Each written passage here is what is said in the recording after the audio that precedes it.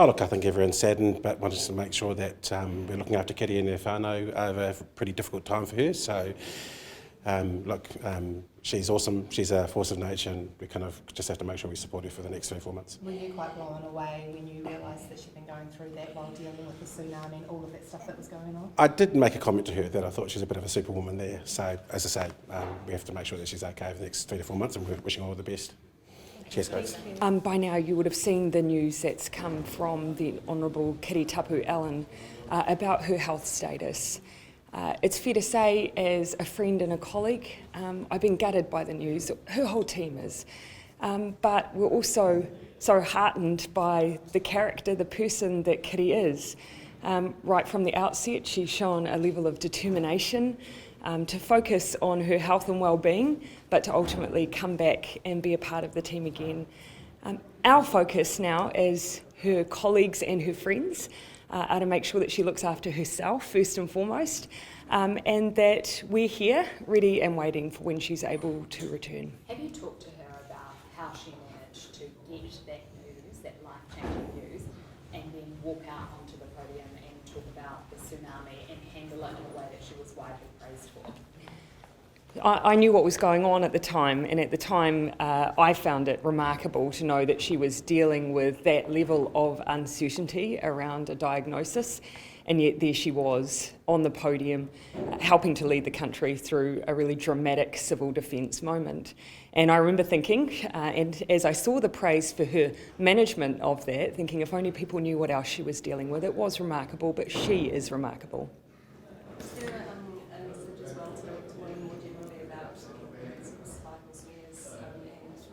Yeah, I couldn't sum it up better than Kiri herself has. That, you know, while she's kept up with the regular checks that we're all advised to take, she had other symptoms that she was pushing through. And in part, knowing Kiri, it would have been because she was placing such a high priority on her role and the work that she was doing.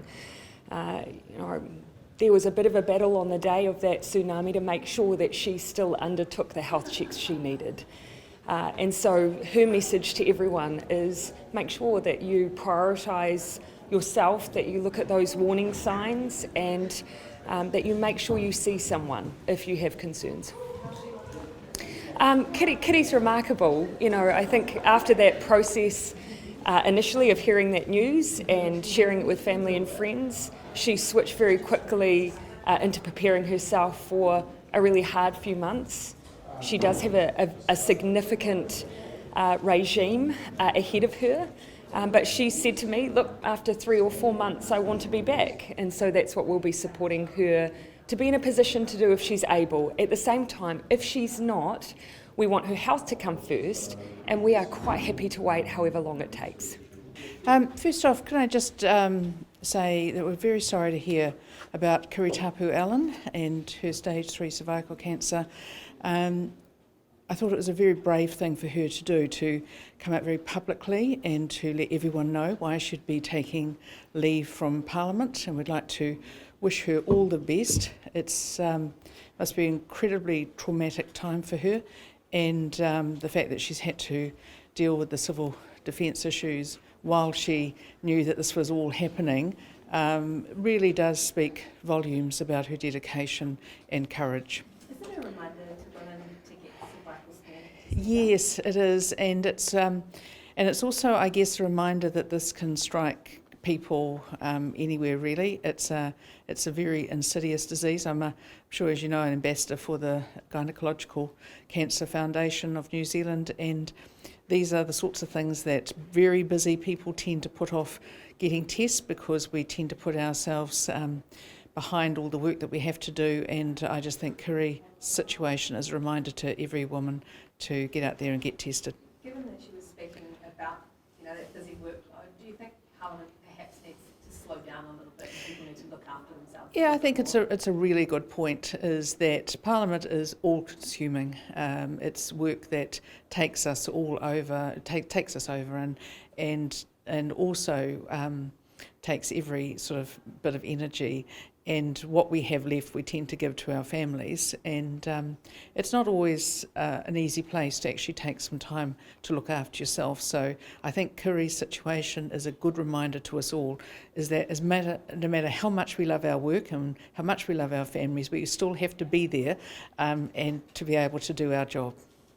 It does. When we've got somebody like Kiri or any other MP or anyone involved in politics, even though we're in a very robust, sometimes people would say, you know, like a boxing ring sometimes, obviously not physical, mostly, but the fact is that we all work in a high pressure environment, and people are only people. MPs are not superhuman. We're always just human beings who get hurt, who get sick.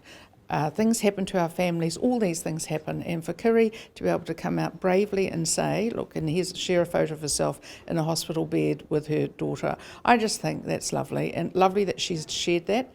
It gives other people bravery as well. How much do you think it would have taken to get up on the podium that day with all the earthquakes and tsunamis going on, with that going on in the background? Do you know, I think that she would have just drawn on everything in her being to do a really good job. She did a really good job that day, and I think she would just taken every bit of courage she had.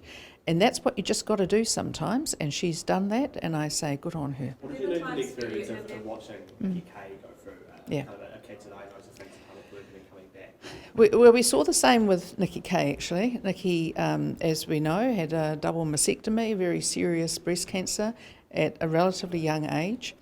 And Nikki took time out from being a minister, but when she came back, she had a renewed sense of purpose.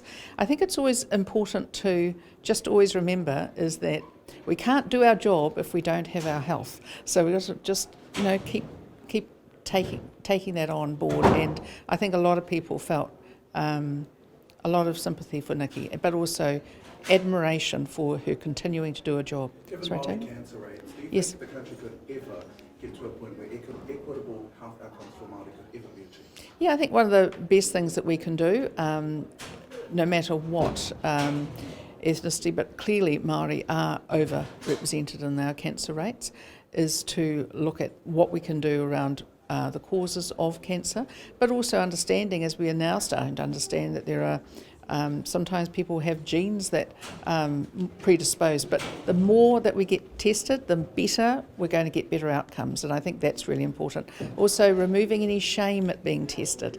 It's easier said than done, but we really all got to do our bit on that. How tough is it as a politician when you're so public facing and you have things that you're personally dealing with? Have you ever had to set things? Oh yes, a lot of things, yeah.